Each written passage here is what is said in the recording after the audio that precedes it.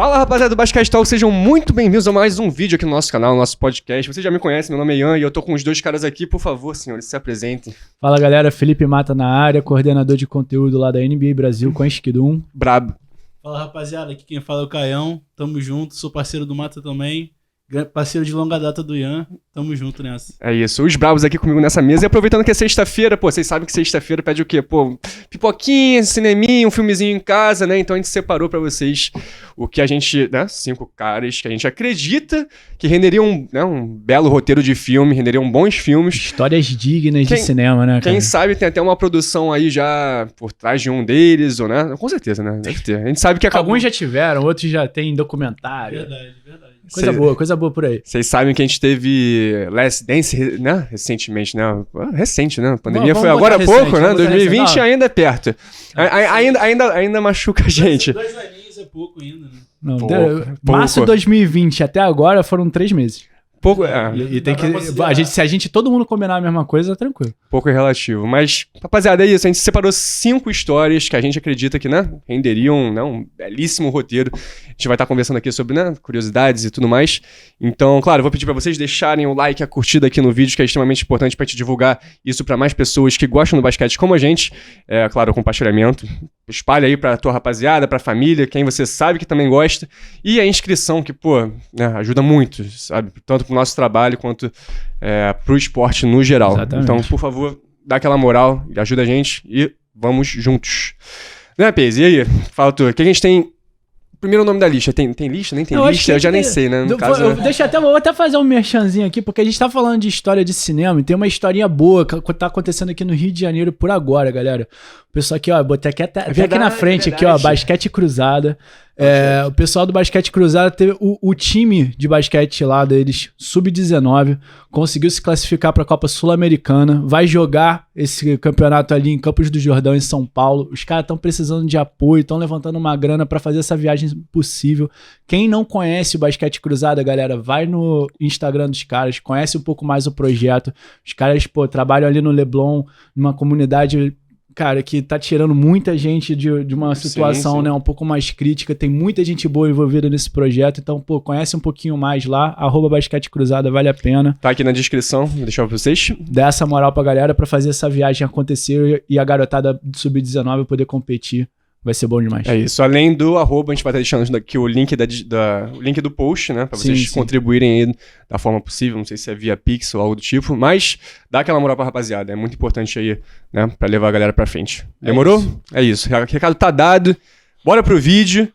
E aí, Pez? Dá o papo. O que vocês têm? De cinema. Temos muitas na NBA, né? Porra, de sobra, de sobra. O que não falta na NBA é história, né, mano? Sim, graças a Deus, né? Porque isso faz...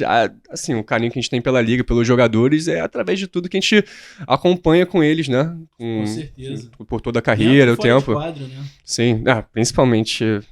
Pô, já vou até pegar o gancho, assim, a gente tava falando Basquete Cruzada, a galera que saiu de situação um pouco mais de risco, a gente já pode começar a falar de um tal do Allen Iverson por aí, né?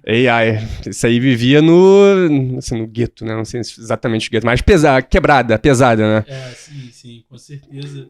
Quem assistiu o documentário dele, né, que tinha na Netflix, acho que já saiu, mano. Infelizmente. Pô, outro dia eu queria ver, mas não encontrei, queria ter... Saiu da Netflix. Eu acho que tá em alguma plataforma, mas agora eu não lembro.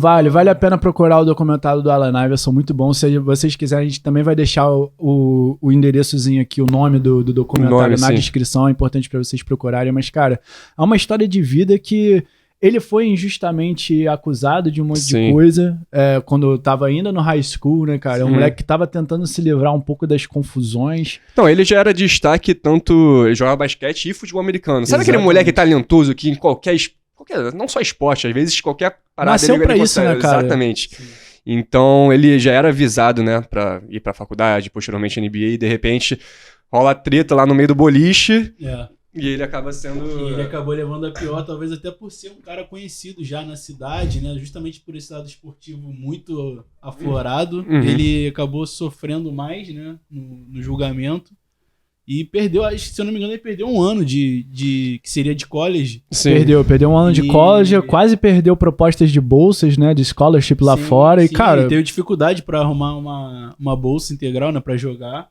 E, se eu não me engano, foi o prefeito da cidade que conseguiu, depois de um tempo, alguma forma de tirar ele lá Exatamente. da detenção. Sim. Exatamente. E aí, a partir daí, a vida dele voltou a ter aquela guinada, né? Ter um horizonte, assim, digamos, né? Não, e é difícil, né, cara? Você vê esses moleques, pô, Allen Iverson ali, ele até que fazia as coisas direitinho, né, cara? Mas ele tinha ali em volta dele uma galera que era, né, metida com coisas um pouco mais pesadas, sempre tinha aquela guerra de gangues ali por perto. Sim.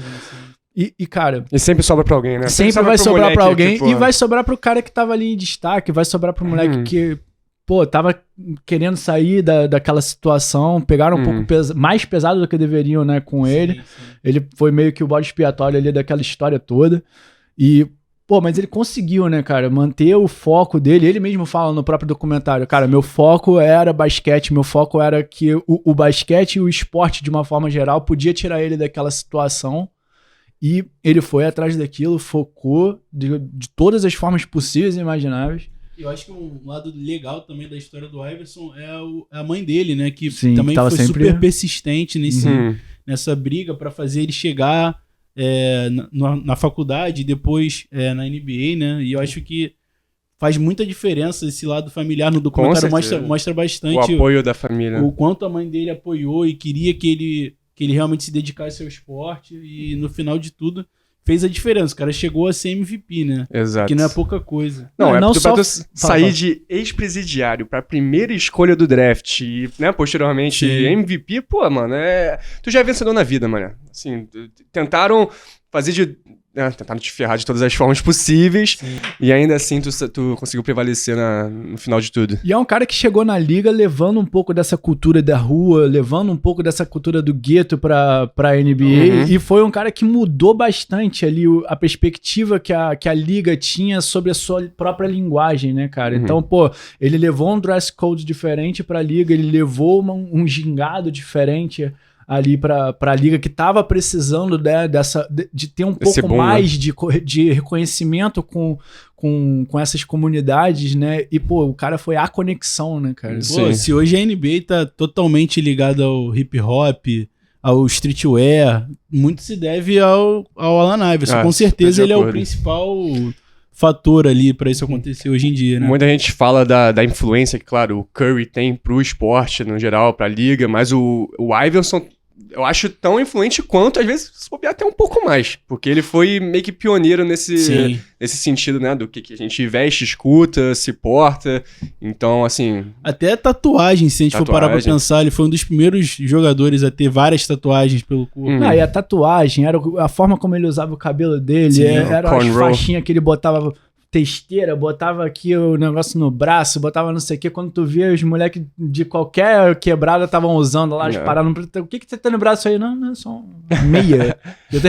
Mas todo mundo usava, cara. Pô, anos 2000 só dava lá na Iverson, eu cansei de ver mixtape do AI, cara, e posso falar tranquilamente que eu fui muito influenciado por ele, cara. E eu acho que sim, foi um dos caras que mais me influenciou mesmo, cara, crescendo, assim, em termos de jogo, em termos de tudo. Nossa, a quantidade de mixtape que a gente via, pô, era o cara baixinho, né? Sim. Então ele já chegou na liga sendo não só o cara da quebrada, não só o cara que vinha com um estilo diferente, e ainda tinha essa conexão por ser um cara de 1,80 e pouquinho de altura que dancava na cabeça de quem tivesse na frente e dava um crossover no Michael Jordan como calouro, né, cara? Exatamente isso que eu ia falar, mano. Ele chegou na liga dando cross no Jordan. E assim, não foram foram dois. Que ele dois numa jogada. Vai voado assim, eu falo, que isso? Deboche demais. Esquece. O cara que foi calouro do ano numa classe que tinha Steve Nash, Kobe Bryant. Ele foi a primeira escolha. Ele foi a primeira escolha. Ray Allen, enfim. Não, olha a companhia que esse cara tava, né, cara? Então, pô, louvável o caminho que o AI teve que percorrer, né? Principalmente nesse comecinho de carreira ali, na saída do high school pro college e do college pro draft, né? Foram, eu acho que, períodos muito críticos ali da carreira dele que quase não deu certo, né? Ele tinha tudo pra não dar certo e foi o cara que conseguiu dar a volta por cima e se tornar o que tornou, né? Sim. Iverson entrou na liga em 96, foram 12 temporadas com o Philadelphia, chegou aí a atingir as finais em 2000, 2001, claro, foi surrado pelo meu Lakers 4-1, importante lembrar.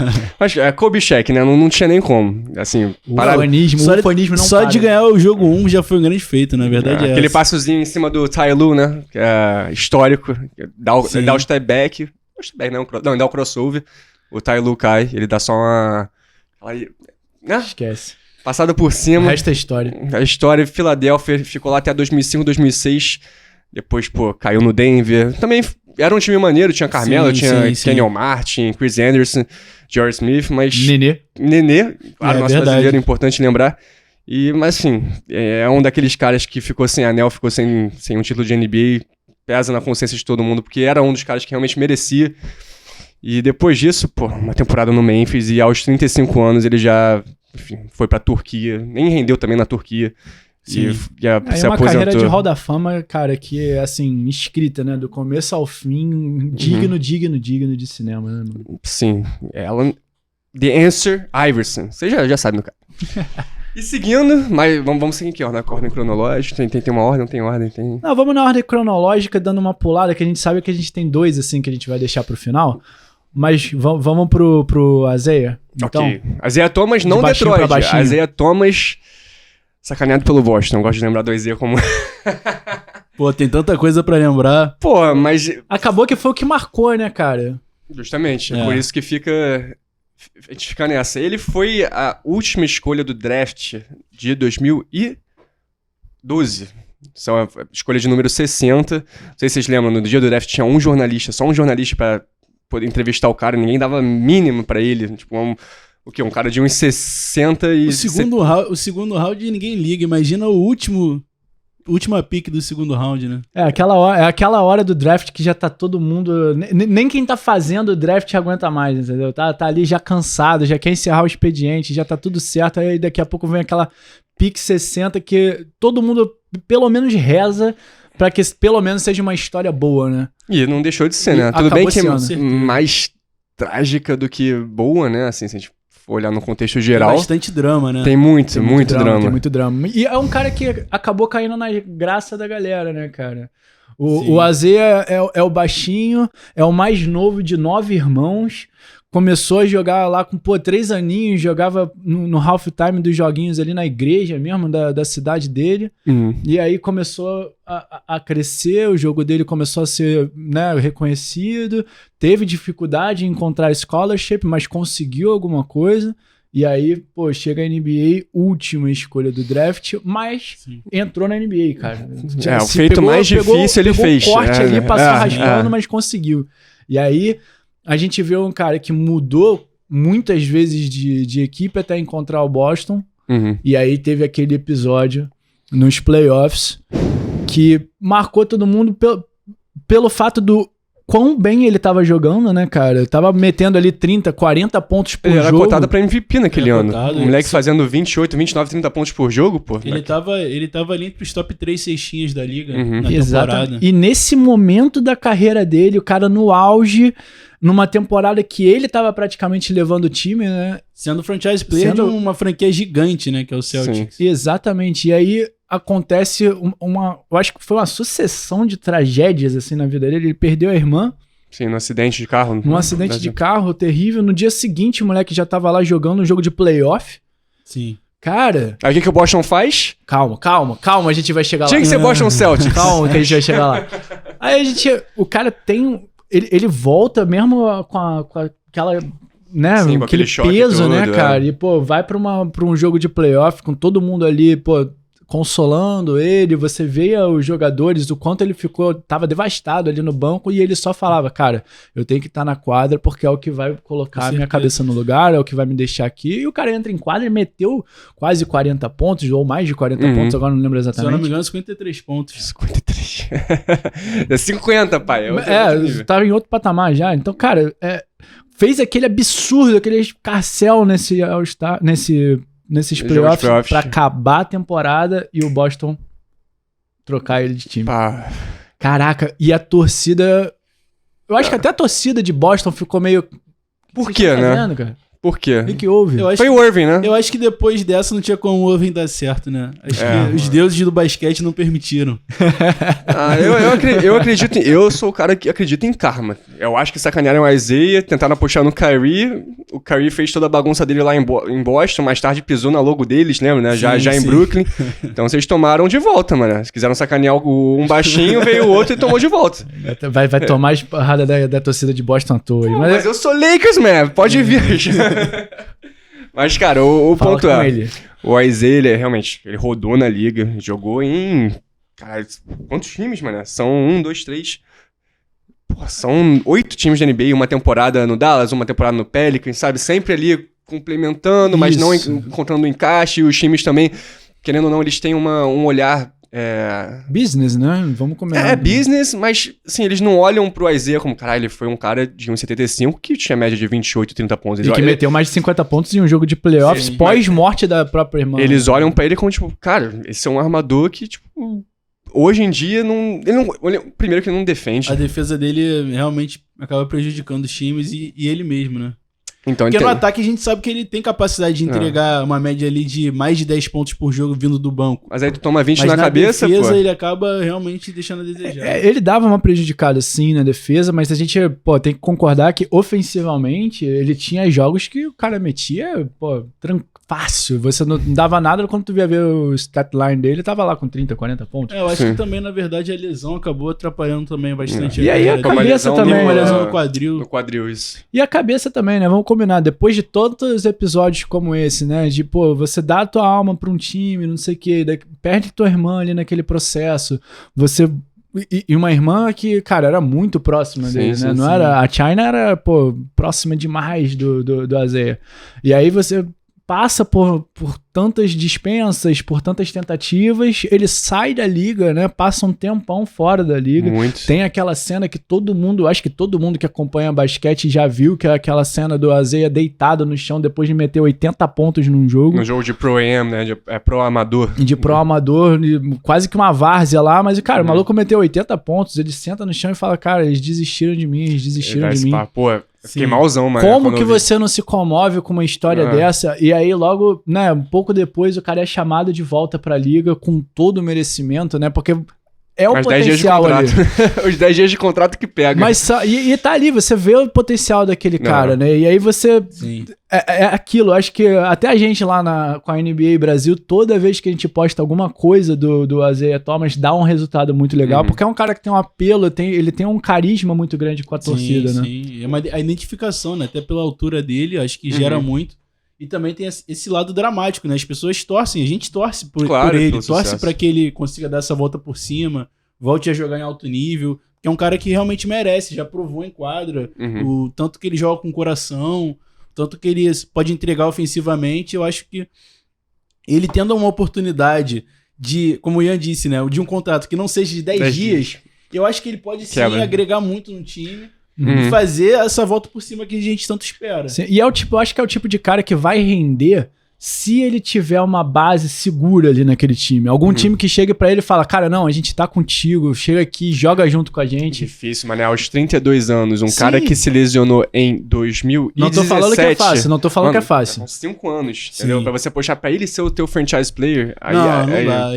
Ele hoje é um jogador que pode fazer o papel de sexto homem, o cara que pontua ali na segunda unidade. Sim, eu acho que a única coisa que é indiscutível é que o Isaiah Thomas pertence à NBA, cara. Eu acho que o lugar dele é estar ali. Sim, por mais que ele seja um cara de rotação, por mais que ele seja um cara que venha do banco, ou trazendo, né, conhecimento pros jogadores mais novos e tal, é um cara que pertence à liga. Ele não tem que estar em outro lugar. Por causa disso, o cara vai jogar uma liga Pro-Am, ele vai jogar uma liga na Europa, coisa e tal, ele vai sobrar de uma forma... vai deitar em geral. Vai deitar, cara, porque não tem como que não marcam aquele cara. Um moleque desse tamaninho que vai meter bola na cara de quem tiver na tua frente. Eu acho que é também uma outra história que merece ali um eu acho que só falta a conclusão ali, aquele final feliz pra ser aquele filme bacana mesmo, de sair chorando do cinema. É o título, né, mano?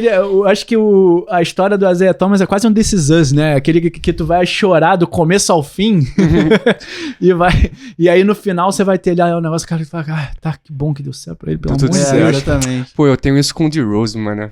Eu queria ver o D-Rose com o título antes de tudo acabar, mas enfim. Quem não torce pelo D-Rose também é vazio por dentro, né? Exatamente. Mas tu deu um papo de, né, a Isaiah talvez ir pra Europa. Aproveitar que já estamos na Europa, vamos falar do europeu, né, que tá nessa lista. Né, o cara que tá aqui, ó, deixou aqui atrás preparado. Greek Freak. Giannis, nosso atual campeão, 2 vezes MVP, já foi Defensive Player of the Year. Ele que aos seus 26 anos, 26, surreal. Assim, pra mim é um dos próximos, quando o LeBron aposentar, né, claro, né, Durant, Curry, ele vai estar brigando aí pra ser, né, a cara da liga, realmente aquele estrangeiro que vai vestir aquela responsabilidade de ser o representante da NBA. E ele começou de baixo mesmo, mano. Acho que mais baixo que todo mundo. Sim, eu tô falando nem de altura, tô falando assim, qualidade de vida. Ele camelou na Grécia. Filho de imigrantes, né? Acho que são nigerianos. Sim, nigerianos, pais nigerianos. O pai dele jogava futebol, mas não foi nenhum grande jogador que fez dinheiro no esporte, né? E ele acabou tendo a vida que os imigrantes têm, né? Na Europa. Sim. Então, suada. Sim. Bem suado. Não, enfrentou preconceito, enfrentou, muita dificuldade financeira. Tem guerra. Não, e tem aquela história, né, cara? O Giannis e os irmãos, eles revezavam tênis, eles vendiam coisa no sinal para comprar um tênis e eles revezavam o tênis entre si para jogar. E aí você vê o cara hoje com a própria marca, cara. Pô, isso olha. Não, ele demorou para jogar basquete, né? Ele jogava futebol. Acho que ele começou a jogar basquete lá para uns 14 anos, 13 anos. Que é o esporte mais acessível também, né? Eu acho que Joel Embiid também teve uma coisa similar, de querer gostar primeiro de futebol e tal, e depois se ligar que não, basquete é a minha resposta, né? O Giannis, ele começa assim, bem magrinho. Eu tava assistindo um mini doc dele que tem perdido no YouTube esses dias, né? E exatamente esse lance, dividir tênis. Aí queriam dar, uma alimentação, uma dieta específica só pra ele. E ele olhava pros irmãos, pra família e falava, eu tô comendo bem e ninguém na minha família tá. E ele fala, cara, pra mim família é tudo. Pra mim família, assim, não existe. Eu não estaria aqui sem ela, sabe? Sim. Então quando ele vai pro draft, o moleque da Grécia, que jogou basquete por pouco tempo, ele chega nos Estados Unidos sem nenhum terno. Sem nem falar inglês, né, direito. Sem saber falar a língua dos caras. Então, assim, cara, tu viu o quão alto ele chegou. É um deus no Olimpo, se tu parar pra pensar. Sim. Eu acho que é seguro a gente dizer que a história do Giannis e da família Antetokounmpo como um todo, né, é um pequeno milagre, né?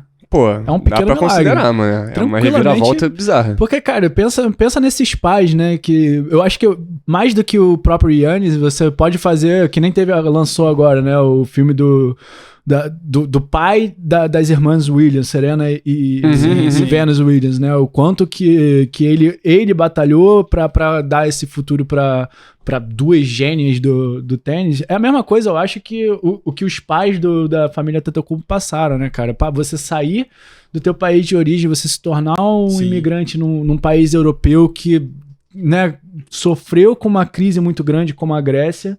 E aí você constrói, uma base ali pros teus filhos que, cara, foi uma dificuldade, mas você conseguiu botar eles no esporte, tirar, de repente, de um mau caminho que muito provavelmente eles foram...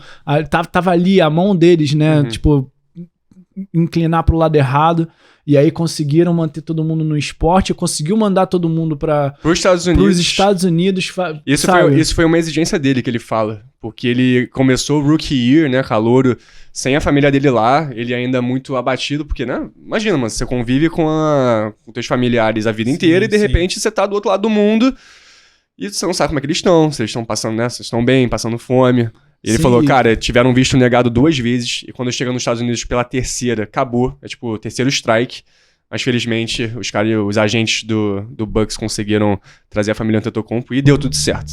E deu tudo muito certo, né, cara? Vamos combinar. Foi a melhor aqui. Escolha que eles poderiam ter feito. A família inteira tá na NBA e você tem 3 filhos campeões? Sim. É o Costas, pelo Lakers. Tanazes o primeiro campeão Antetokounmpo, né? O primeiro, E não vem gastar o título da bolha, não, que eu fico bolado. Não, mas, louvável que você tenha o Tanazes, você tem o Giannis, você tem o Costas. E tem o Alex também, que é o mais... Tem o Alex que acho que joga na Europa, se eu não me engano.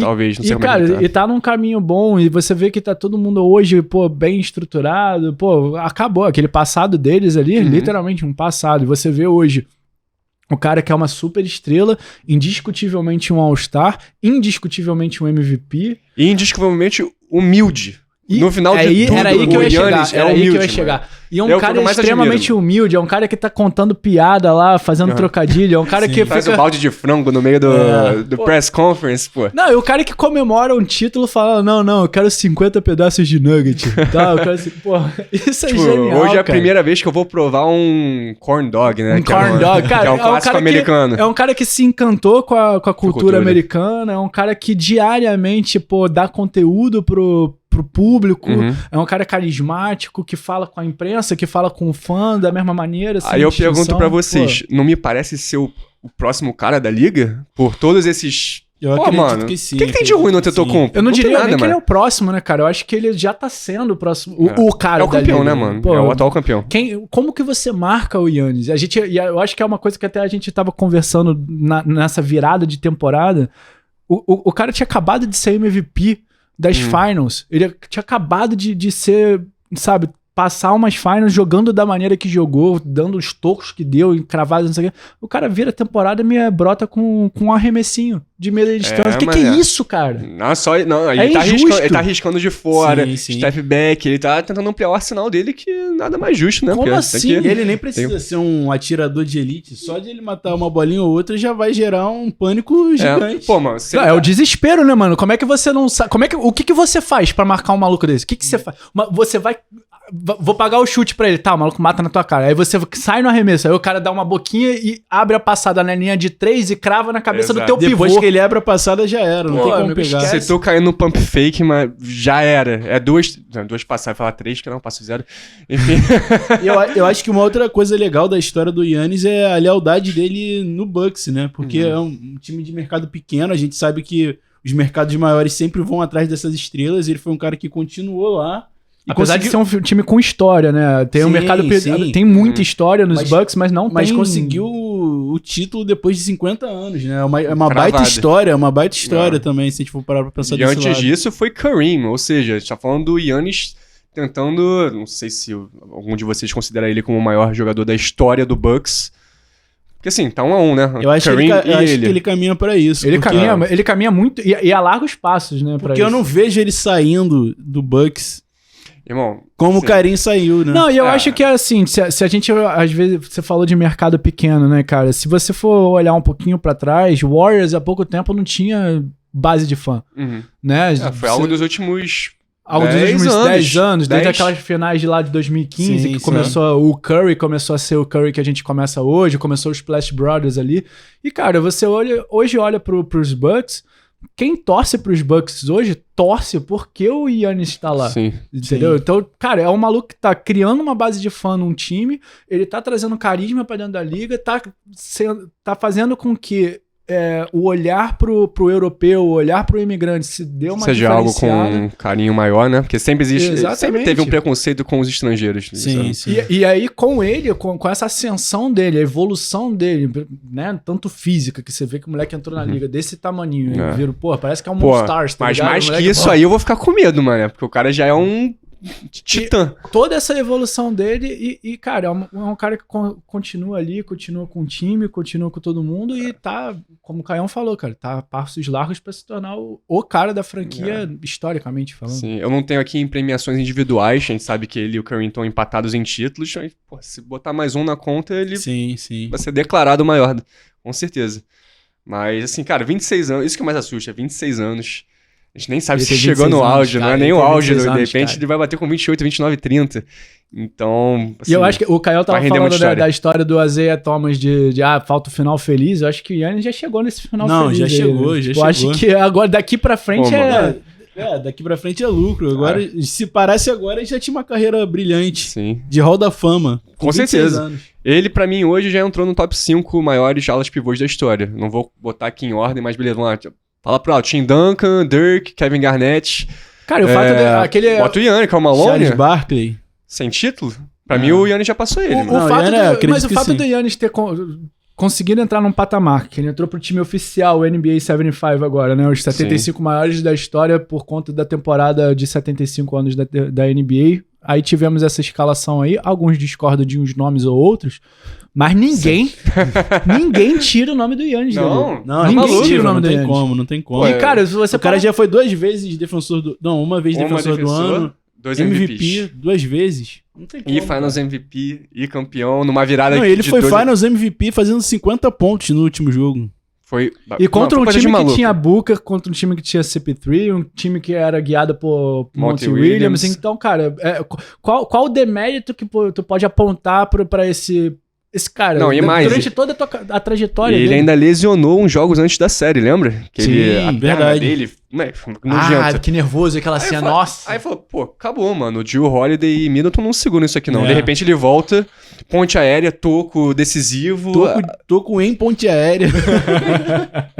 O maluco é um super-humano. É só isso que tem pra dizer. Ele é o super-humano, cara. Tranquilamente é o super-humano. 26 já renderia um filme. Imagina o que a gente vai ter até o final da carreira dele. Vai muita coisa ainda. O roteiro dele já tá prontinho, filho. Isso aí é só colocar pra filme que você já tem. Você pode fazer o filme com a história dos pais, você pode fazer a história dele, você pode fazer spin-off com os irmãos. Com os irmãos. Meu irmão, família. Que família é essa, mano? Família de campeão. Na vida. Cara, pô, que bom. E é daquelas histórias que a gente vai ver até, pô, sessão da tarde pra mostrar pros filhos que abraça o coração, tá ligado? Não, gosto muito dele, mano. Foda. Mas, enfim, acho que aos 26 tá ótimo. A gente já sabe. A gente presenciou e viveu tudo que a gente sabe dele. Agora vamos. Não, vamos com. Vai com homem. Não, pera, qual homem? Pô, eu ia guardar o melhor pro final, pô. The Chosen One? Ok. Tem até o nome do filme, é isso? Pô, aí, filmaço, tá? O Escolhido. Caraca. Brought you by Every Carter. Uninterrupted, produced by... Deve ser, né? Mas, cara, LeBron Raymond James, que, enfim, assim como o Iverson já era um baita de um atleta vindo desde middle school, high school, ele não teve um estouro durante o ensino médio, ele já entrou, né, sendo um dos maiores nomes na categoria, na classe, nos anos. Foi campeão nos seus 3, 4 anos de ensino médio, não lembro ao certo, e depois disso, direto pra NBA. Sabe, um talento desse não tem como esperar. Porra, tem nem porquê esperar. Vou perder um ano de faculdade, um ano de college. Não, mano, é direto. Aos 17 anos, selecionado a primeira escolha pro Cleveland. Indiscutivelmente a primeira escolha, né? Em casa, né? Porque é Cleveland, estamos em casa. Ficou alguns anos ali até, né? Virar o vilão da liga. Essa foi uma parte boa da carreira dele também, que a gente... Tem uma reviravolta. Eu fui hater. Eu falo que eu fui hater. Também foi. Eu vou chegar nessa parte. Eu quero muito chegar nessa parte. A gente vai chegar nessa parte do Ian e a relação do Ian. A minha relação com o LeBron. Cara, mas é legal você falar que a gente olha o LeBron hoje, a gente esquece um pouco do passado dele, né, cara? O moleque foi criado em Akron. Só pela mãe. Nunca conheceu direito... Não, acho que nunca conheceu o pai, né? Ninguém sabe quem é o pai dele, né? Will Chamberlain. Clube dos 20 mil, pô. Quem sabe, sabe. E é um cara que, cara... Porra. Vocês não estão vendo a câmera, o maluco tá passando mal. Acho que não dava, não. Tá guardado, mano. Porra, acho que não dá, acho que não bate, não. Não parece muito, assim? O Will Chamberlain é pai do Porter Jr. Otto Porter Jr., né? Igual, bigodinho. Não, do LeBron não deve ser, não. Mas fica um mistério. Mas é isso, cara. Criado só pela mãe, isso é... E saída de Akron, cara. Era um bairro difícil, mal bem. E, cara, a gente... Você pensar no quanto que foi custoso pra esse moleque, né? Tipo, desde pequeno, ser o cara que vai tirar toda a família daquela situação. Uhum. Então, já até pressão, algo... pô. E até algo que ele fala, cara, tipo, cara, pressão, eu tô acostumado desde meus 6 anos de idade. O que é pressão pro LeBron? O maluco, cara, quando ele tava no high school, ele já era capa de revista, já era capa da Slam. Sim. Sabe? Da Sports Illustrated. Cara, então pense você com 13, 14 anos, você já ser o cara que vai ser responsável por tirar toda a tua família daquilo ali. Não só a tua família, como teus amigos, como teus... Sabe? Todo mundo que te cerca. Teus consagrados. E você pensar que é um cara que teve eu acho que a maturidade, né, pra negar alguns contratos que chegaram pra ele de tênis, negar alguns contratos que chegaram pra ele de, né, vitalícios de outras coisas pra falar, não, eu quero seguir esse caminho, eu quero vir por aqui, eu quero fazer desse jeito, e tá aí. Hoje é um dos maiores jogadores da história, discutivelmente mesmo, porque é discutível. Respira fundo, galera, respira fundo. O maior da história, porque a gente tem um outro rapaz ali que tá no quadro aqui atrás de mim, que deixa isso daí meio que, né, debatível. Meio que? E um dos caras, aí sim, indiscutivelmente, um dos caras que mais conseguiu devolver para sua comunidade, um dos caras que mais conseguiu, né, trazer voz e mudar o cenário ali pros jogadores, para tudo, cara. Acho que LeBron é... Se já não tem filme dele sendo feito com essa história desde pequeno. Alguém tem dúvida? Sim, deixando muito claro, eu já fui hater do LeBron. Pô, mas era uma época difícil, eu era adolescente, pô, você sabe, até o 2010, né, assim, o Kobe ainda era tido como também a cara da liga, sabe? Era o reflexo que a gente tinha do Jordan. Mas beleza, eu assisti o LeBron durante o Cleveland. Aí quando ele decidiu ir pra Miami fazer a panela que ele fez, aí eu falei, não é possível. Muita gente passou a odiar o LeBron. Então, pô, eu também não gostava do LeBron depois que ele foi pro Heat. Aí eu fiquei bolado, mano. Mas eu acho que a gente naquela época... deixa a história dele mais legal também. Sim. Não, foi maneiro ver o lado do LeBron contra os fãs. Porque, mano, qualquer arena que ele ia, ele pegava na bola, era a galera assim, caindo em cima. Não, e o pessoal queimando camisa em Cleveland. Nossa, aquele drama, né, cara? Pô, é porque ele era tido como o grande salvador de Cleveland, né? É a única esperança dessa cidade algum dia trazer um título. Eu nem sei se na NFL, né, MLB tem algum time assim... Qualidade, né? Cleveland Browns não rende nada, você né? teve uma história do Saints pós-Furacão Katrina ali em 2006. Em Cleveland? Não, do Saints ali, né? Eu tô comparando uma história com a outra. Que assim, você tem a Louisiana ali que nunca teve um título bacana, nunca teve nada. E aí você teve a história do Saints que todas as esperanças do estado ali. Era depositado naquele time. E aí, beleza. Aí não era nem no time, era no LeBron. E aí você vai pra Cleveland justamente, não era depositado num time, era depositado num cara só, mano. Num cara só. E aí eu acho que essa mudança dele pro Heat, óbvio, você olha naquela época que todo mundo olhou, foi... Mano, o que ele tá fazendo? E ele tá pegando... E ele tá pegando ele tava pegando o caminho mais fácil, bem entre aspas, dizendo, mas, cara, hoje você olha, tipo, aquilo ali foi o começo da voz ativa que ele deu pros atletas. Ele mudou completamente o paradigma da relação entre atleta e franquia a partir daquilo ali. Ele tomou a voz, ele falou, não, eu quero fazer isso daqui porque isso daqui é o melhor pra mim. E aí ele começou essa brincadeira, meu irmão. Eu concordo em parte, apesar de não ter sido o LeBron que começou a panelar. Panelar na NBA sempre existiu. Assim, ninguém nunca ganhou sozinho. Não, se tornou necessário, né? E eu acho que um pouquinho antes ali, se a gente pegar o Boston Celtics do Kevin Garnett, eu sempre falo, Kevin Garnett, Ray Allen, Paul Pierce, aquilo ali pra mim já é um Big Three, quase um super time. Não vem falar, tipo, claro, não é um Wade, LeBron e Bosh, mas ainda assim é um super time. E a diferença daquele super time pro super time do Miami Heat é que aquele super time do Boston foi criado pelo Boston, pela administração do Boston, muito bem administrado, por sinal, naquela época. E aí você puxa pro Miami Heat... O protagonismo desse movimento foi o LeBron James, que puxou o Wade, que puxou o Allen, que puxou o Bosh. Que fez até reality show, né? Pô, você teve... The decision. A escolha, meu Deus, a decisão. Isso foi transmitido. I'm taking my talent to South Beach. Caraca, aí acabou o mundo. Cara, e pensa no tanto que isso envolve pra imagem do cara e o quanto que ele soube fazer isso acontecer, né, cara? E o quanto que isso mudou a liga dali pra frente. Isso é muito Mas te vendo assim, LeBron, claro, o extra-quadra é impressionante. Esse é o total o diferencial dele, né? De entregar pra comunidade, sempre, né, tá provendo... O cara montou uma escola, o cara montou uma produtora que é a Uninterrupted, pra dar... E ele montou essa produtora justamente pra dar voz aos atletas, né? Para os atletas poderem contar as suas próprias histórias. Quase como um Players Tribune, né? Quase como um Basket Talks aqui no Rio de Janeiro, hein? Vou dar o papo. Mas, assim, por sinal, todo mundo aqui jogou, né, galera? Eu acho que, pô, isso daí é um detalhe importante da galera bom saber. Lembrar. O Caião foi federado, eu fui, Ian foi, então, pô... Diferentes times, mas estivemos em quadra. Se bobear, eu e o Caião a gente até se enfrentou e não lembra, né, mano? A gente já jogou um contra o outro. Flamengo e Vasco, vê se pode.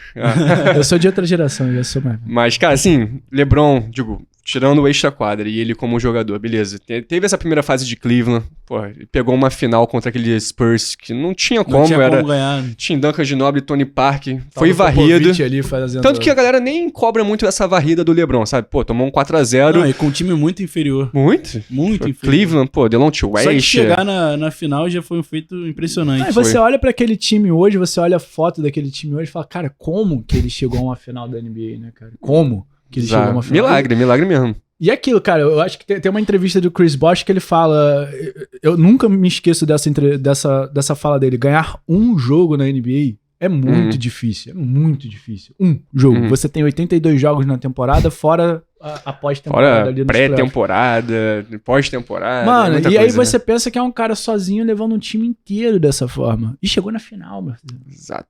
Um time cansado. Aí beleza. Miami não tinha o que reclamar. Decepcionou no primeiro ano, caiu pro Dallas, que era... Tudo bem, ótimo time, mas muito mais coroa, era só veteranos. Sim. Pô, beleza, o Dirk deitou na cabeça deles, mas aí depois acabou, né? Foram back-to-back em Miami, perde um pro Spurs, volta pra Cleveland, the comeback, emocionante. E de novo, uma decisão dele, cara. Isso é muito legal. Isso foi uma ele tem decisão autonomia, dele. ele sempre teve autonomia do que ele vai fazer. Eu quero voltar pra minha cidade natal, eu quero voltar pra pegar um título pra minha cidade. Cara, olha a autonomia que esse cara tem dentro da liga, mano. E tudo bem que, assim, foram 4 anos de Golden State e Cleveland, rendeu um título, mas foi o título. Foi o título. Pô, mano, coisa de maluco. Eu fico maluco com esse título do 3-1, da virada.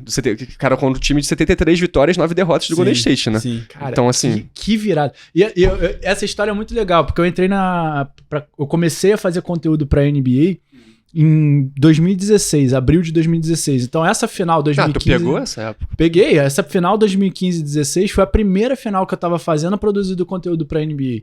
Cara, e aí você me bota numa... O Mata tweetando, block by James! Sim, eu fiz esse tweet, cara, da NBA Brasil, mano. Eu olhei aquilo, eu tava vendo aquilo ao vivo, mano. Fiquei até arrepiado hoje. Cara, às vezes eu boto os highlights desse último jogo, assim, que só pra, isso, tipo... O que é aquilo? O que foi aquele jogo? O que foi aquela série como um todo, cara? Esse comeback foi um negócio... Eu acho que nunca vai ter um jogo tão sinistro quanto esse. Não, é todo o contexto, né? Tipo assim, abriu 3-1. Aí vem o Klay Thompson, ele vem debochar do LeBron no press conference. Fala, tipo, o LeBron ficou magoado. Aí vem o jornalista e fala pro LeBron que o Klay Thompson falou aquilo dele. Aí o LeBron, beleza, ele falou que eu tô magoado. LeBron, sério, aqui, ó. Depois acabou. Na coletiva, sério. Claro, não sozinho. Kyrie Irving, Kevin Love. Tanto que tem um jogo do Kyrie e do LeBron que os dois fazem 40 pontos. J.R. Smith jogou bem essa final. Ele fez uma excelente final. Não, essa temporada, sim. Ele pode ter feito besteira alguns anos depois, mas essa final ele foi impecável. Sim. Impecável. Então agora... Ele era responsável por marcar somente o Stephen Curry. Só. Tarefa fácil, né? Stephen Curry numa temporada que o time... De MVP unânime e 73... 73-9. 73-9, foram quase 400 bolas de 3 pontos. Ainda não foi a temporada das 400. Acho que já tinha sido. Já tinha batido. Já tinha batido? Eu acho que as 400 foi 17 e 18, não?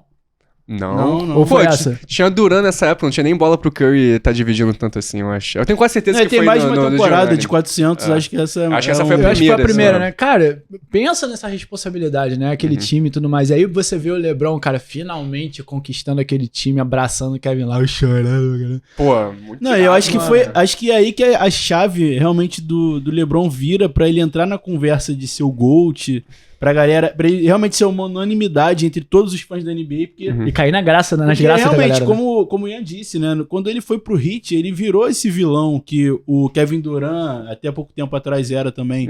Então, assim, quando ele vai pra Cleveland e consegue esse título, ele realmente vira a chave e passa a ser aquela unanimidade, aquele cara que realmente tá ali brigando no top 3 jogadores de todos os tempos da NBA. Então, acho que eu gostei que o Calão botou top 3. É a grande virada do enredo, sabe qual é? Do LeBron, assim. Sim. Foi esse ano.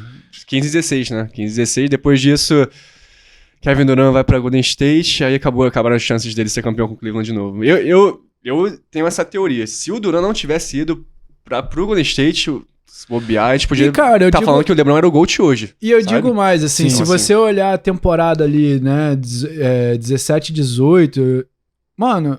O cara chegou de novo nas finais. E o cara chegou de novo nas finais com um time competitivo. Mata. Tá ligado? 8 finais seguidas. Isso é surreal. Isso é surreal, cara. 4 com Miami, 4 com Cleveland. Surreal. Não, e ele perdeu uma final, depois foi pra outra em 2020. Meu Deus, cara. Cara, e assim... Vamos chegar. Qual time que tem LeBron James que você olha e fala... não é contender? Todo time que o cara vai, ele torna aquele time o contender. E aí vem a parte que eu queria. Ida do LeBron pro Lakers. Esse aqui, ó. Eu vou explanar. Esse aqui... Bota na mídia. Não adianta negar. Da vida, ele não querer...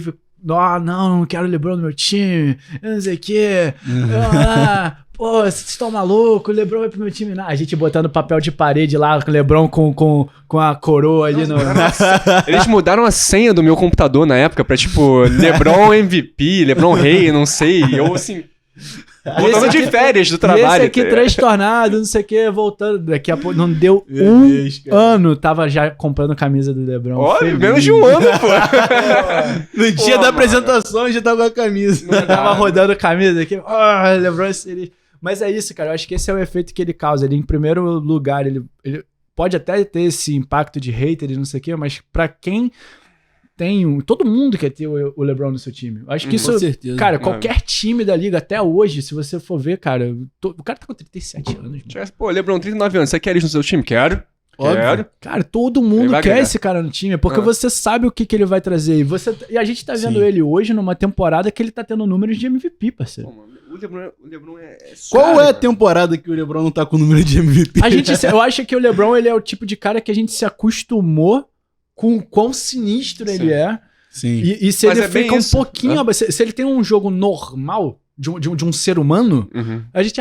o LeBron tá fraco, tá em decadência. Acabou pra ele. Acabou pra ele. Daqui a pouco o maluco volta e, sabe, tá dancando na cabeça de todo mundo, batendo com a cabeça na tabela, dando toco, dando assistência, ponte aérea, não sei o que. O LeBron é uma coisa que a gente nunca viu e muito dificilmente a gente vai ver alguma vez na liga também. Sabe aquele jogador único? Que nem, claro, a gente teve... Se a gente pegar o top 10 da história da NBA, cada um tem a sua particularidade. Tipo, Jordan, Will Chamberlain, Shaq, Kareem, cada um tem a tua. E o LeBron também tá nessa mesma faixa. Não acho que vai ter ninguém igual a ele, assim... A vida. Ele tá num patamar, cara, que é muito difícil você igualar, cara.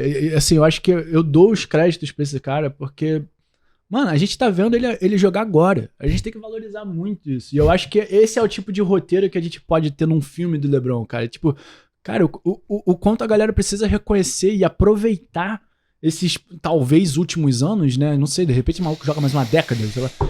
Até o Bronny entrar, né? Então... O cara vai jogar com o filho dele. NBA, tem mais parceiro. Isso ainda. Mano... Aliás, se o moleque chegar, né? Vai chegar. Eu tenho minha suspeita se ele é bola pra isso. Também. Mas eu acho que o LeBron arruma um jeito. Vai acabar chegando. Adam Silver, pô. Nem que ele jogue uma temporada com o pai.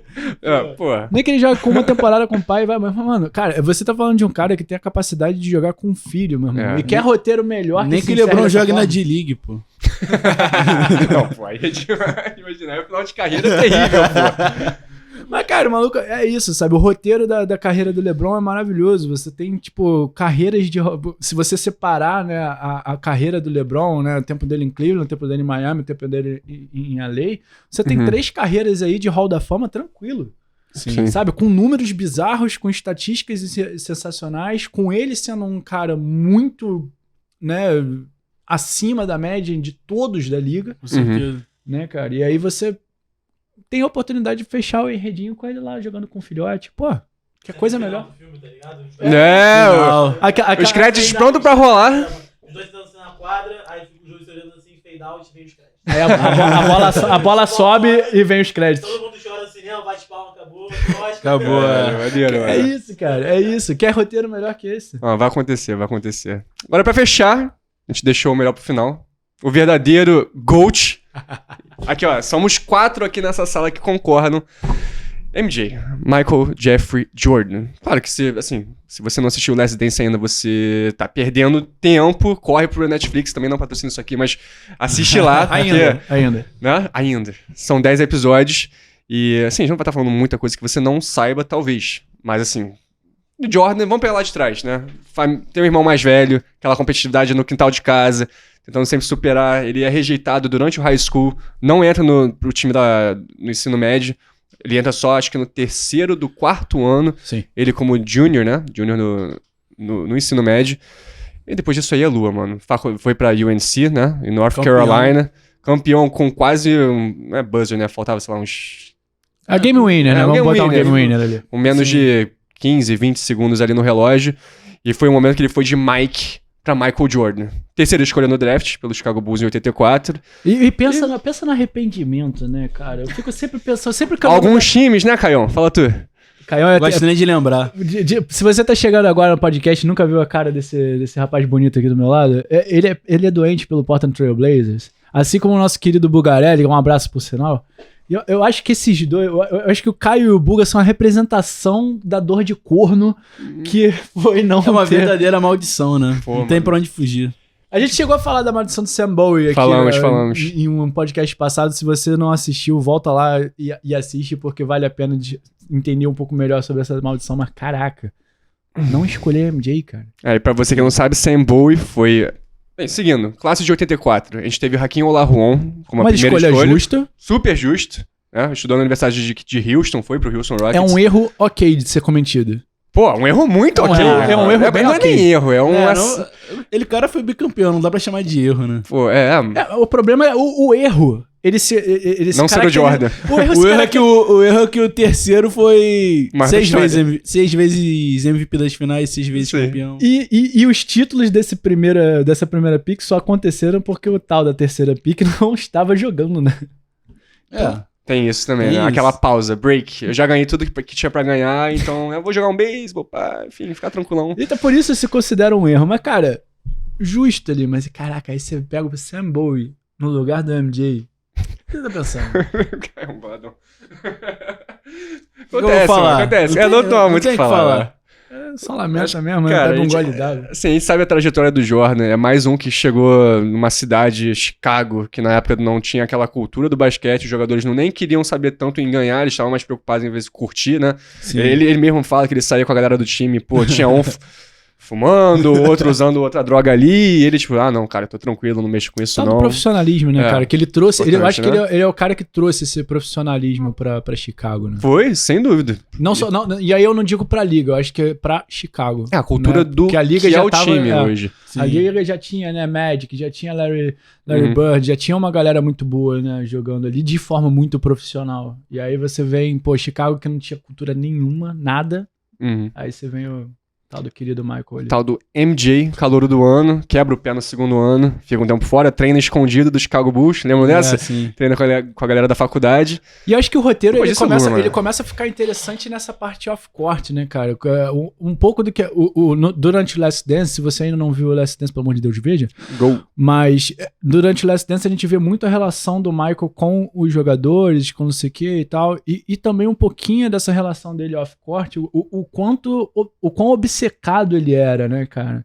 A gente fala muito da Mamba Mentality, não sei o quê, mas muito da Mamba Mentality se inspirou claro, com certeza. No que MJ trouxe pro jogo, né, cara? Aquela coisa de, mano, eu vou fazer o que for pra vencer, pra ser o melhor, pra botar esse time, e não só, né, pra vencer, mas pra botar o time de maneira que consiga conquistar títulos, né? E tudo pro MJ se resumia a títulos, vitórias, títulos. Claro. Cara, dá pra dizer que é o maior competidor que o esporte teve hoje, assim, no sentido assassino, aquela mentalidade de assassina, de tipo, cara, eu só sei... Tudo era pessoal pra ele, né, mano. cara? Tudo era pessoal. O cara pode dar um sopro, ele já, próximo jogo, fazer 40 na tua cabeça, entendeu? Ele até inventa umas histórias, né? No Last Dance mostra isso, né? Que ele cria algumas histórias na cabeça dele pra servir de motivação, que ninguém no fundo sabe se é verdade, se é mentira, mas o cara usou aquilo ali e deu certo, irmão. Não interessa. Tanto, sei lá, a história da pizza, né? A gente não sabe se realmente rolou ou não, sabe? Fica tudo meio nas sombras. Mas assim, se funciona pro Jordan, tá ótimo, né? A gente viu tudo que ele conquistou. Que ele tá errado, né, okay? Não, jamais, pô. Pega o currículo do cara, é coisa de maluco. Então, assim, é o GOAT, né, mano? Não, e é legal a quantidade de conteúdo que a gente vê, né, do MJ, etc, até hoje, né, são conteúdos muito controlados até por ele, né? Ele é um cara Sim. que soube até hoje preservar a autoimagem de uma forma muito inteligente. Você não vê o MJ em qualquer anúncio, você não vê o MJ em qualquer assunto, você não Sim. vê nem a própria NBA posta muita coisa sobre o MJ. Você vê a NBA postando em momentos chave, né? Tipo, aniversário da data que ele fez a enterrada tal, o Last Dance que foi lançado, o All-Star, não sei o quê. Os títulos, obviamente, mas, cara, você não vê um overpost de MJ pelas redes. Você tem o MJ Mondays, né, que os fãs fazem, mas ele mesmo, ele tá aqui, ó, tranquilinho. Ele não tem nem rede social, né? Ele tá preocupado em fazer o Charlotte campeão. É aí que o roteiro vai acabar. Ele no Hornets. Pô, porque ele... Quem sabe? Pô, mas ele vai ser o primeiro a levantar o troféu, pô. Eles entregam na mão do dono do time, né? Sim, Então, sim. pô, mano, Jordan ali... Imagina, 7, vai acontecer. Não agora, mas...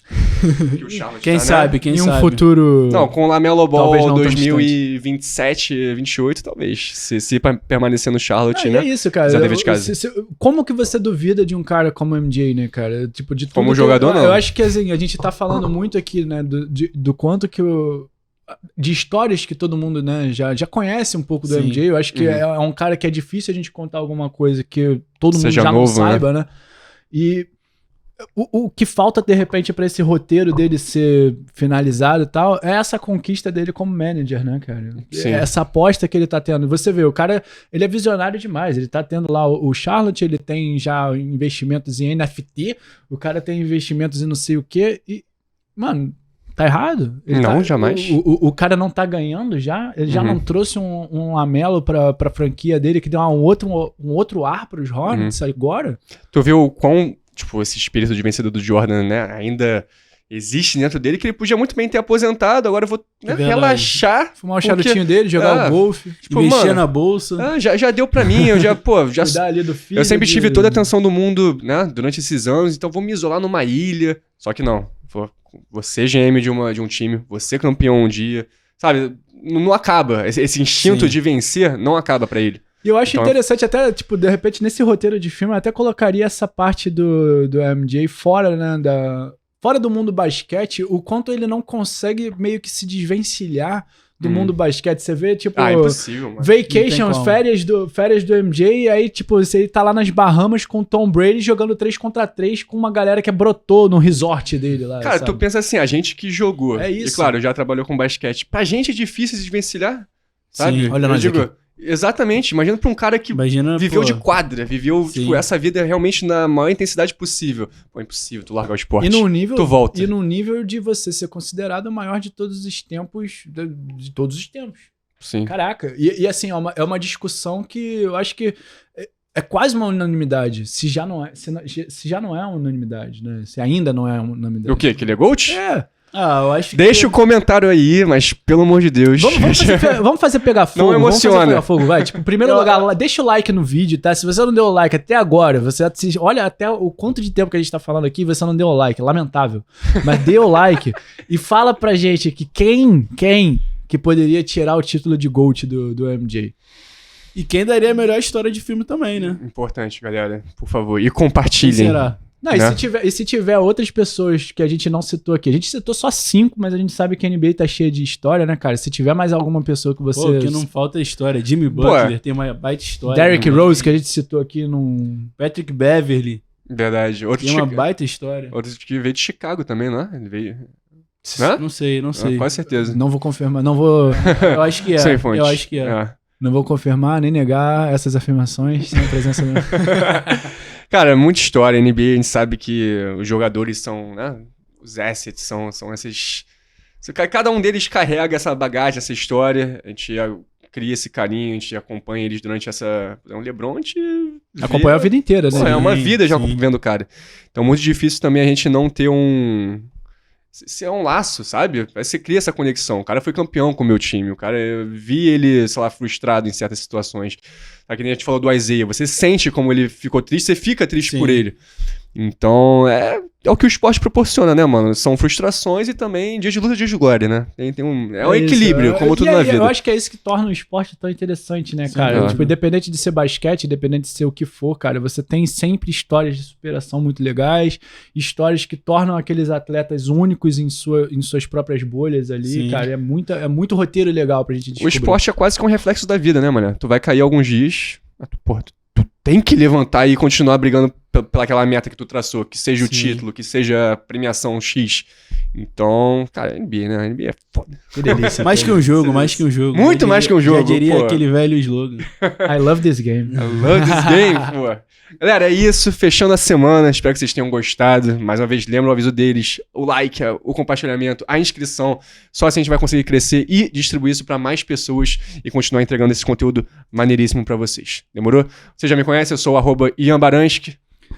@Filmata e siga, pelo amor de Deus, a NBA Brasil e também a Esquidum. @Caio PS Pereira, segue lá. E nosso queridíssimo editor, lonhan.crimer. Gigante. É isso, galera. Tamo junto. Até a próxima. Valeu! Valeu.